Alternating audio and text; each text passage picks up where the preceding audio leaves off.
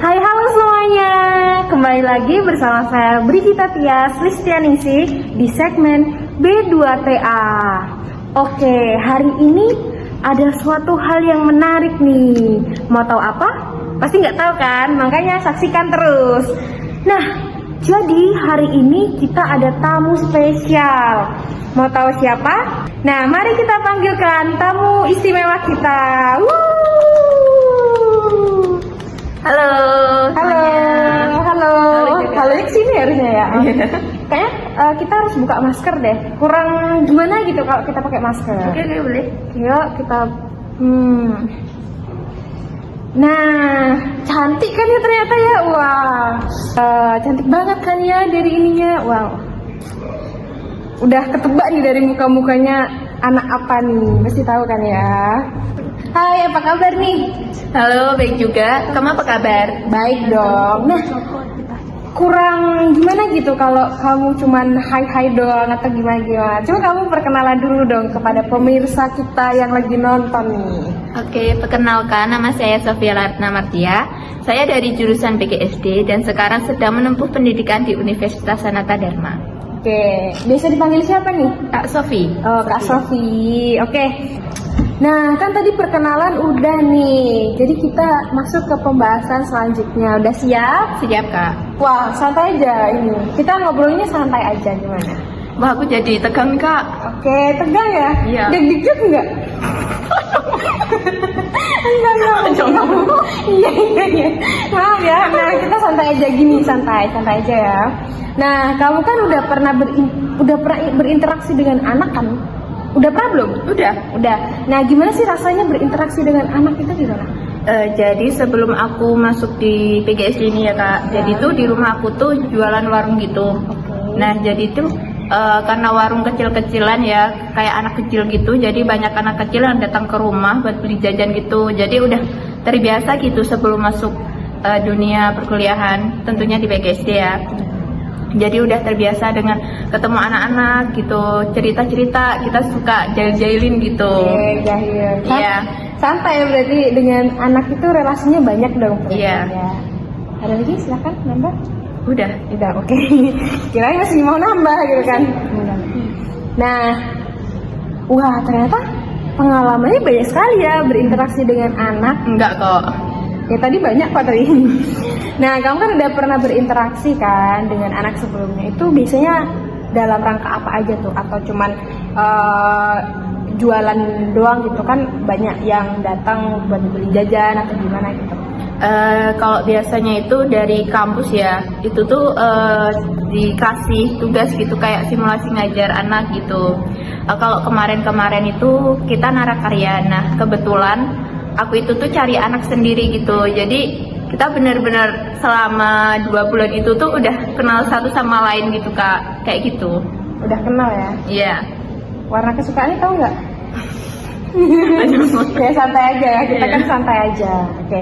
Nah, menurutmu susah nggak sih pendekatan dengan anak itu? Jujur susah sih ya, karena bukan lihat dari nilai, tetapi kita lihat dari proses anak itu. Berarti prosesnya itu sesuai dengan ukuran umur anaknya kan? Iya dong. Tapi misalnya dilihat dari nilai itu tuh gampang kali ya, tinggal masukin nilai doang gitu. Tapi kalau prosesnya tuh kita harus bertahap dan mengasah pikiran anak juga. Gitu. Nah, ngomong-ngomong nih tentang nilai, menurutmu masih zamankah penilaian dari segi pendidikan itu cuma sekedar menyantumkan angka gitu? Menurutku enggak ya, Kak. Jadi bisa aja guru tuh misal ada ulangan gitu. Nah, ulangan itu kan ada nilainya kan. Nah, itu tuh terkadang anak bisa nyontek dari temannya gitu. Nah, tapi dari itu kita nggak tahu prosesnya anak dapat nilai segitu tuh dari mana gitu. Nah, terkadang anak nggak belajar tapi dapat nilai tinggi gitu. Padahal anak itu di kelas hanya nggak begitu aktif, nggak begitu menonjolkan keaktifannya lah gitulah ya. tetapi dia bisa mendapatkan nilai yang tertinggi gitu. Terkadang guru juga kaget gitu kan. Nah, maka dari itu kita nggak tahu proses anak tuh dapat dari mana gitu. Terkadang kan kita kalau nyontek itu nggak tahu ya, kadang sembunyi-sembunyi gitu Kak. Ya. Maka dari itu kita perlu tahu sih tahap-tahap anak itu dan perlu pendampingan juga. Apalagi ini online juga kan ya? Iya. Ternyata bener juga ya yang dibilang Kak Sofia tadi, kan ada tuh beberapa sekolah yang kurang mementingkan proses dan biasanya itu lebih mementingkan nilai sebagai patokan untuk masa depan anak. Contohnya nih, naik kelas dilihat dari nilainya, sesuai KKM atau tidak, nilainya ada merah atau enggak. Nah, itu gimana tuh? Kalau masalah itu ya sesuai dengan penerapan di setiap sekolah. Tapi kalau memang sekolah tersebut gurunya harus bekerja keras untuk membuat proses pembelajaran, harus dimengerti oleh siswa. Oke, tadi udah banyak kan ya pembahasannya.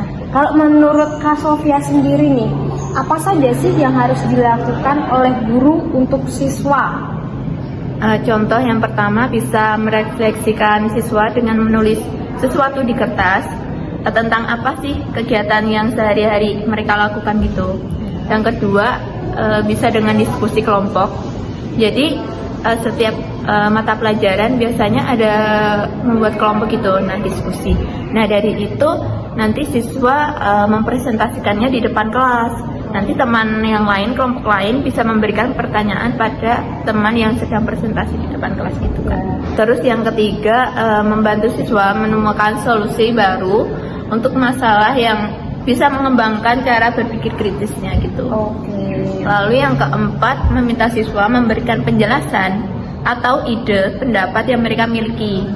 Lalu yang kelima bisa membantu siswa dalam mengeksplor atau memahami bagaimana ide-ide bisa terhubung gitu. Terus yang terakhir meningkatkan pemahaman atau ingatan siswa melalui penggunaan visualisasi dan permainan dalam menyampaikan materi. Jadi bentuknya kayak media pembelajaran gitu Kak, kayak seperti video, terus mainan-mainan gitu yang berkaitan dengan mata pelajaran yang sedang dipelajari gitu Kak. Wah, ternyata banyak juga ya.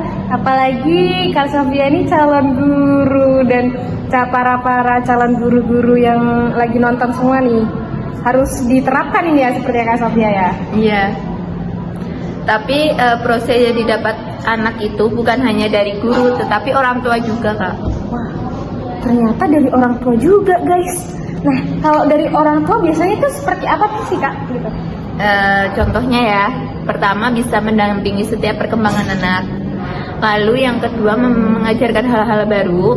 Lalu yang ketiga mengetahui setiap perkembangan anak itu. Jadi anak sampai tahap mana sih pengetahuannya gitu. Orang tua harus perlu tahu itu.